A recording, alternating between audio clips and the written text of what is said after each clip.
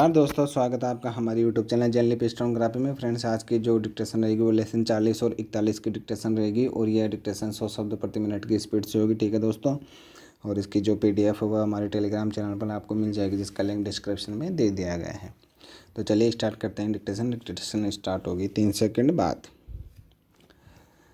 महोदय, कुछ लोग आज यह कहते देखे गए हैं कि राष्ट्रीय एकता अंग्रेजी के माध्यम से हो सकती है। कई लोगों की धारणा है कि अंग्रेजी निकाल दी जाए तो राष्ट्र टुकड़े टुकड़े हो जाएगा, वैज्ञानिक प्रगति रुक जाएगी आदि। इससे बढ़कर भ्रामक विचार और कुछ भी नहीं हो सकता। मैं अंग्रेजी की उपादेयता को नकार नहीं रहा, किंतु हर जगह उसका वर्चस्व हो यह स्वीकार नहीं हो सकता। किसी देश की भाषा के साथ उस देश की संस्कृति, विचारधारा और मान्यताएं जुड़ी रहती है और उन्हें प्रकट करने के लिए उस देश की भाषा ही सर्वसक्षम होती है। स्वतंत्रता के पूर्व राष्ट्र गौरव आम जनता को दृष्टि में रखकर किया जाता था। राष्ट्रीय एकता का अर्थ है करोड़ों भारतीयों की एकता, और यह एकता हिंदी से ही लाई जा सकती है, अंग्रेजी से नहीं। अंग्रेजी को बनाए रखने की नीति मानसिक दासता की द्योतक है। यदि हिंदी और भारतीय भाषाओं के विरुद्ध अंग्रेजी षड्यंत्र को विफल नहीं किया गया तो जनतंत्र एक मखौल बनकर रह जाएगा। हिंदी और भारतीय भाषाएं तो सहोदराएं हैं, उनमें आपसी कोई विरोध नहीं। उनका विरोध और संघर्ष तो अंग्रेजी के साथ है। जिस दिन क्षेत्रीय भाषाएं अपने क्षेत्र के प्रशासन, न्याय, शिक्षा आदि में स्थापित हो जाएंगी, उसी दिन राष्ट्रीय स्तर पर राष्ट्रभाषा, राजभाषा और संपर्क भाषा के रूप में हिंदी के स्थापित हो जाने का मार्ग प्रशस्त हो जाएगा।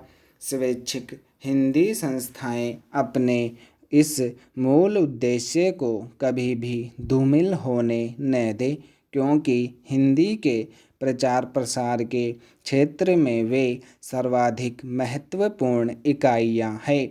इस दृष्टि से मैसूर हिंदी प्रचार परिषद का यह कार्यक्रम श्लाघनीय है कि वह हिंदी के साथ कन्नड़ेतर जिज्ञासुओं के लिए कन्नड़ की प्रारंभिक और उच्च कक्षाएं एवं परीक्षाएं चला रही है।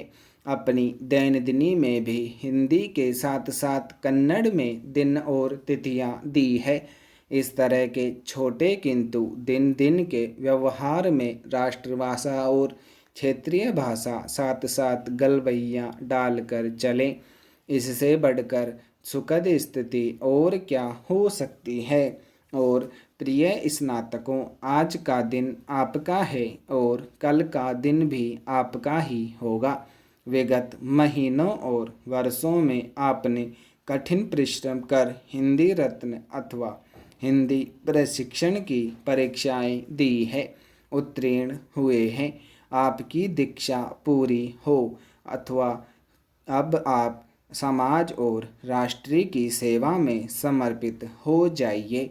भारतीय भाषा संस्कृति, उनकी रक्षा, उनका संवर्धन आपके हाथों सौंप दिया गया है।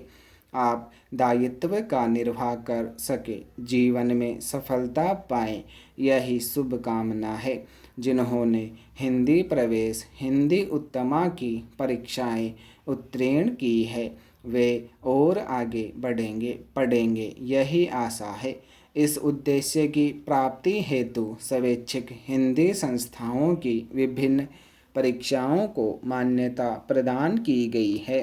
अंत में इस गौरवपूर्ण समारोह में आपने मुझे आमंत्रित किया, उसके लिए पुनः धन्यवाद देता हूँ। पैरा।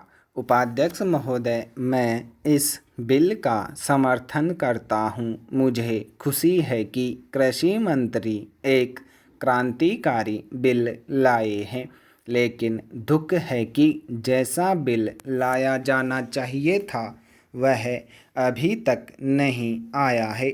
मुझे खुशी है कि मंत्री महोदय ने बड़ी हिम्मत से यह बिल पेश किया है, परंतु कुछ सदस्यों ने इसका विरोध किया है।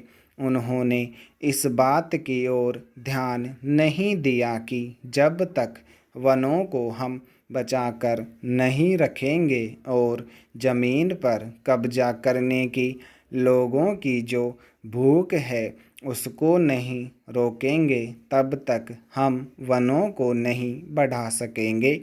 देश की जो दूसरी सबसे बड़ी समस्या है वह है बेरोजगारी। उसे यही एक विभाग है जो सबसे ज़्यादा दूर करता है। आदिवासी लोगों को, गरीब और पिछड़े लोगों को वनों से ही रोजगार मिलता है। काफ़ी ऐसे लोग हैं जो 6 महीने वनों से ही फल फूल द्वारा भोजन करते हैं। मैं इस विषय में मंत्री महोदय का ध्यान आकर्षित करना चाहूँगा। मेरा क्षेत्र अंडमान निकोबार है, जो बहुत हरा भरा है। वहाँ काफ़ी जंगल है, लेकिन उनको काटा जा रहा है। अगर इसको सही ढंग से रोकेंगे नहीं तो एक दिन ऐसा आएगा जब वर्षा भी वहाँ नहीं होगी। मैंने प्रधानमंत्री जी को इस विषय में जुलाई मास में एक पत्र लिखा था। उसमें मैंने कहा था कि हमारे यहाँ जंगलों की कुछ व्यवस्था की जाए। इसके बाद एक समिति बनी जिसको वहाँ जाकर सारी चीज़ों को देखना था। उसकी सिफारिश के अनुसार वहाँ काम होना था। इस समिति को बने हुए 6-7 महीने हो गए हैं, लेकिन यह समिति आज तक वहाँ नहीं जा सकी है। झगड़ा क्या है? झगड़ा यह है कि कनिष्ठ अधिकारी को इस समिति का अध्यक्ष बना दिया गया है।